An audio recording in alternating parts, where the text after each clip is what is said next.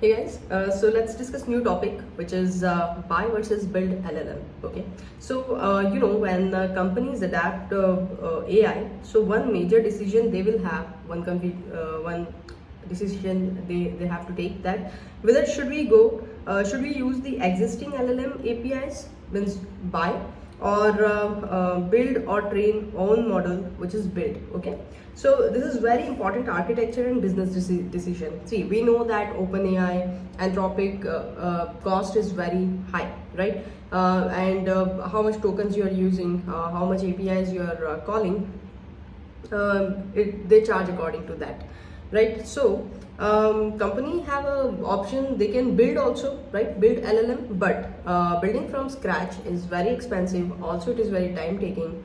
You would be required a GPU and lots of infrastructure. Okay, you have to train your model from starting. So what is the good thing if you are trying to make your own model? Just use the existing open source model and then train them. Okay, do the fine tuning. Okay, so here we will be discussing buy versus build LLM in this video, where we will see what is buy, what is build, what are the advantages, disadvantages of buying it, what are the advantages, disadvantages of building it, who should use buy, who should use build, and then what is the inference infrastructure. Okay, all the components of that. So let's start. So what is the buy LLM? Okay, so buy LLM means use existing APIs. See, OpenAI, GPT, okay, and Anthropic, these people have already created their model. They have trained their model with a huge data set. Okay, and what generally we do, all the people do, when they call OpenAI APIs, they call these models. Okay, they send the context to these models and then use their model, and all the GPUs and infrastructure related things, Kubernetes and everything was handled by those companies. Okay, we don't need to do anything. It's just we will pay what we use. Now here you don't need to, they time to time they will modify that models, they will speed up the models, and all those things is on their side. Okay, so not much headache. So now buy LLM use models from companies like OpenAI, Anthropic and Google. Okay, so what will be the flow via API? So we just call their APIs. Now for example, this one will be your application. It will call, let's say, OpenAI API, and then OpenAI's GPT will respond. Okay, will send the response. So what will be the advantages of buying the model? So faster time to market, right? No need to train the model from scratch, okay, or manage GPUs, because these models will process using the GPU, right? CPU is not sufficient for this large matrix multiplication and all other processes. So then you need to build your inference infrastructure as well. We will see what is inference and infrastructure, what all things comes in this video only. Okay, so can launch quickly. If you are building any application, just use the OpenAI APIs and launch your application quickly. Okay, no headache. Second is state-of-art models. So access to GPT-4, Claude and Gemini, very high quality immediately, right? State-of-the-art models. So they have already trained their model. They have managed everything, okay, their latency and everything. So you don't need to take any, you don't need to think about it. So now no ML infrastructure complexity.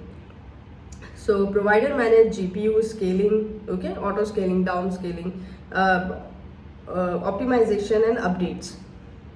Now lower initial cost, okay. Training large models cost millions of dollars and huge GPU clusters are required. So buying avoids the upfront investment. You don't need to do huge investment upfrontly. Now disadvantages of buying the model, what it would be? So expensive at scale, right? Heavy API usage become costly. This is understood. For example, millions of requests per day, so huge API bill. This is the bottleneck right now for all the companies, right? Now less customization, so cannot fully control training data, architecture and inference optimization. Okay, so these all things will be handled by those companies. vendor lock-in, so dependence on external provider. So what is the risk here? Pricing changes, they can change the prices, okay? API changes or outages. So it is not in our hand. We need to wait for them. Now, data privacy concern. So sensitive enterprise data is sent externally, right? You're sending your data to them. Big concern in healthcare sector, finance sector, and government sector. So now, if you go with the Build LLM, then what will happen? So see, company trains or hosts its own model, okay? So now, for example, Llama, Mistral, and custom fine-tuned models. So these are the models. They are the model which are open source, okay? So you will fine-tune these models. Build architecture, what it would be, this is your application, then you will have internal model serving and your self-hosted LLMs, okay? So internal model serving is a layer, actually middleware system layer that exposes the LLM as a usable service inside the company. So now it sits between your application and the actual model running on GPUs. You know that models run on GPU, okay? Advantages of building. So what will be the advantage? Full control, definitely, you have built it. So model behavior, fine-tuning, deployment, inference optimization, you can do all those things. Better data privacy. So data stays inside company infrastructure, okay? So important for enterprise AI. Lower long-term cost. So at huge scale, self-hosted may become cheaper, right? Especially for repetitive workloads and enterprise AI. Domain-specific optimization. So can fine-tune for legal, okay, for medical domain or customer support, coding. So you can fine-tune according to the domain-specific requirement. Now, what will be the disadvantages of building? So the very first thing is very expensive initially, because you have to start everything, you have to manage everything by your own. So for example, you would be needed a GPU cluster, okay, ML engineers, ML ops, okay, you need to do hirings and then distributed training. So training large LLMs extremely expensive, okay. Now operational complexity. What will be the operational complexity? Need to manage inference scaling. So it is about scaling the runtime system that serves model. See, what is inference infrastructure? You have model, okay, you train this model. Now you have to use you need to call the model. See, when you have a model, you will train these models, okay. Now model will have a weights. What is weight? They are the numerical you can say data. So they will come to know that this is relevant, this is not relevant, and all these things. So these are called weights in a model, and using that weight we load these weights into the GPU, and then this GPU will process your request and then send generate the token and then send the response, okay. They will stream the response token by token. So these things happen. So your model and your application, between that one layer is there, which is called inference layer, which will do all these things, okay, manage all these things. So inference scaling, okay. So when I'm talking about inference scaling, it means that adding more GPUs or reducing more GPUs when traffic is less. So it is about scaling the runtime system that serves model, okay. This serves the model inference system. Now GPU scheduling. So managing and assigning GPU resources to different AI tasks efficiently. Model deployment and monitoring, okay. So for all these things, operational complexity is much higher. Hard to match GPT level quality, okay. Definitely building frontier. What is the frontier model? Frontier model means advanced model, which is advanced right now, okay. Most advanced models, very difficult, you cannot match them. Requirement, you would be required a massive data set, researcher team, and then advanced infrastructure, okay. Now common real world strategy, what companies generally use, they use the hybrid approach. What is the hybrid approach here? So for example, they will use GPT-4 for complex reasoning, okay. And when you have a FAQ kind of thing, you will use the smaller internal model, okay. You will have the external LLM plus internal RAG system for the FAQ kind of smaller task. Now decision factors. So what would be the decision factor here? Scale. First one is the scale. What is the scale? Larger scale or a smaller scale? So small startup, they can go with the buy. And for the huge enterprises, they can go with the build. So data sensitivity, so highly confidential data, so just go with the self-hosted preferred. Okay. AI expertise, so if you don't have any ML team, you can go with the buy. Okay, if you have a strong AI team, then go with the build. Now customization needs, okay, so need domain specific behavior, then go with the build, and then fine tune the existing model. Now what will be the cost? So if you have a low traffic, then API will be cheaper. APIs will be cheaper. You just call their APIs, okay, directly. If you have a huge traffic, then self-hosted may reduce the cost eventually. Now real world example. So for example, startup, they typically their strategy would be buy API. Okay. Now enterprise AI platform, they will go with the hybrid for the small for the easier task, just go with the internal model, and then for the complex one, go with the API, OpenAI APIs. Big tech company, they will build definitely. And then internal chatbot, so fine tune open source. You already have open source models, just fine tune them. So example enterprise architecture, if you see here, so user request will go to API gateway, and from there it will either go with the OpenAI API or internal LLM. Now buy versus build comparison. Okay. So factor like time to market, you have to launch product quickly in the market, then then buy will be faster and build will be slower in that case. If initial cost you see, so for buy it would be lower and for build it would be very high.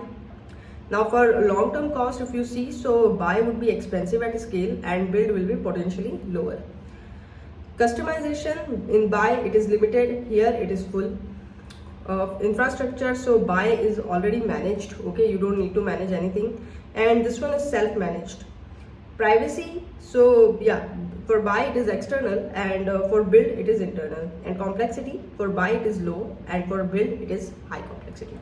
Okay, inference system, when so I was talking about inference system, I explained also the inference system. Just see the structured way, it's explanation. So inference system is the part of AI that actually runs a trained model to generate outputs. Okay, you already have trained model, now how you will generate output with that? So that thing will be done by inference system. Think of AI in 3 layers. Okay, first is training, so teaching the model with huge data set. Second one is model or your LLM, okay, the trained brain you can say. And then third one is inference system, so the engine or runtime that serves responses to user. Build inference infrastructure, so if you wanted to build this infrastructure, which is very costly, okay, so it means that creating the complete backend system that can serve AI LLM model to real users at scale. And it is not training the model, it is everything needed to run the model efficiently after it is trained. Okay, training is not part of this inference. So typical component includes, what all components will include this inference infrastructure. So we will see around so like 11 components we will see, okay, for this inference infrastructure. So the very first thing is model serving layer. Okay, so what is model serving layer? Run the model and generate responses. Very simple. Okay, who will run the model? So that layer will run. So for example, vLLM, TensorRT-LLM and TGI, text generation inference, is the example of model serving layer. So what will be the responsibilities of this layer? Load model weights into GPU memory, generate tokens and manage request. Second one is GPU infrastructure. So managing GPU across machines includes GPU cluster. Okay, in one cluster you will have a multiple GPUs, multi-GPU communication. Now how they will communicate, and GPU scheduling, and then which request will go to which GPUs, and then memory optimization. For example, NVIDIA GPUs A100 by H100 clusters. Now request routing. So what is request routing? Distribute user traffic like load balancer, API gateway, or routing request to available GPU. Okay, so the whatever GPU is available, just route request there. So user request will go to API gateway and from there to available GPU. Then batching system. So what is batching system? Combine many user requests together for better GPU utilization. Not one by one, but just send in a batch. So instead of one GPU handling per request, system does one GPU handling 100 token generation together. Okay, now here techniques. So you have three techniques here for batching. First one is dynamic, second is continuous, and third is token scheduling. Okay, so what is dynamic batching?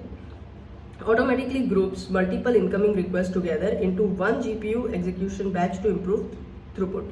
So automatically it will group multiple requests and then send it to GPU.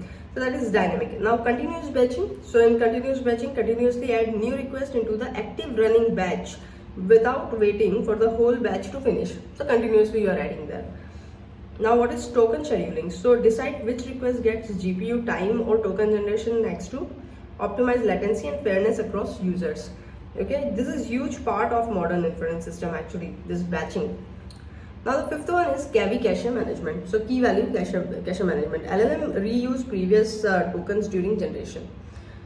Okay, inference infra must manage KV cache storage, cache eviction, and then prefix caching. So what is KV cache storage? So the storage for the cache. Cache eviction, how much for how much time you need to sit for how much time the data will be set into the cache. Okay, if it will get outdated, then you have to evict it. You need to use some eviction policies there. And prefix caching means you know that this one will become in demand, so you just load it earlier on the. Okay, so prefix caching. Without this, generation becomes slower and expensive. Now sixth one is parallelism. So running huge model across many GPUs. Okay, so one model you're running in several GPUs. So that is the parallelism. So this one include three types of parallelism. You will have tensor, pipeline, and data parallelism. So what is in tensor parallelism? Split a single model layer. Okay, single. So this is you have a model, and you will have the single model layer. You will split into the multiple GPUs. Okay, the second one is pipeline parallelism. So split different layers of a model. So now you have a different layers, and you will so each layers of a model GPUs where each GPU processes a stage of the model sequentially like the assembly line. So layer by layer you will means GPUs will process it sequentially. Data parallelism copies the entire model onto the multiple GPUs and process different batches of data simultaneously on each GPU. Now for example, 70 billion parameter model splits across 8 GPU. Okay, if the model weight is 70 billion, then they will split it into 8 GPU, let's say. Quantization. So quantization means you are reducing the precision. Okay, so reducing model size to improve speed and reduce GPU memory usage. For example, floating point 16 you will convert to 8, then 8 to 4 bit. Okay, so that is called the quantization, used heavily in production inference. Now the eighth one is autoscaling. So autoscaling, which autoscaling? GPUs autoscaling, automatically adding removing GPU servers based on traffic. So for example, at night you would be required fewer GPU because the traffic is lesser there. Peak traffic you would be required more GPUs. Okay, so usually done using Kubernetes, autoscaler, and container orchestration, which will manage the complete ecosystem. Now streaming responses. So sending tokens gradually like ChatGPT. Okay, one by one. Instead of waiting for full response, you send like hello, how can I help required. So this one will require WebSocket or SSC. Okay, we have discussed it, infrastructure. And second is token streaming pipeline. Okay, now monitoring and reliability. So what you need to monitor, production system needs latency monitoring. Okay, why time, which request is taking how much time, GPU utilization monitoring, failure recovery, logging, tracing, and rate limiting. So for this you can use Prometheus and Grafana. Now 11th one is cost optimization. So very important in AI companies. Okay, including smart batching, then sport GPU. You can use the sport GPUs also. What is a sport GPU?